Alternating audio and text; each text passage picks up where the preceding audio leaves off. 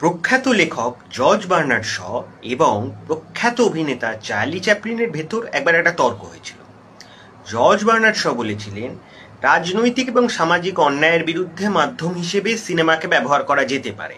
এই রকম একটি মাধ্যম হিসেবে, মানে প্রতিবাদের মাধ্যম হিসেবে সিনেমার একটা পোটেনশিয়াল আছে। চার্লি চ্যাপলিন অবশ্য সেটা মানতে মোটেই রাজি হন। তিনি বলেছিলেন, সিনেমাকে বিনোদন হিসেবে দেখাই ভালো, বিনোদন ছাড়া অন্য কিছু হওয়া বোধহয় সিনেমার দ্বারা সম্ভব নয়। কিন্তু কথা জর্জ বার্নার্ড শকে বলা সত্ত্বেও চার্লি চ্যাপলিন কিন্তু নিজের সিনেমাকে বহুবার প্রতিবাদের মাধ্যম হিসেবে ব্যবহার করেছেন। মসিয়ে ভার্জু সিনেমায়, মডার্ন টাইমস সিনেমায় বা দ্য গ্রেট ডিক্টেটর সিনেমাটিতে কোথাও তিনি পুঁজিবাদী শোষণের বিরুদ্ধে মুখর, কোথাও তিনি উগ্র জাতীয়তাবাদের বিরুদ্ধে বক্তব্য রাখছেন, কোথাও তিনি স্বৈরাচারের বিরুদ্ধে সরব। এরকমভাবে নিজের মতামত রাখার মাধ্যম হিসেবে সিনেমাকে তিনি বহুবার ব্যবহার করেছেন, মজা করতে করতেই ব্যবহার করেছেন, কিন্তু করেছেন।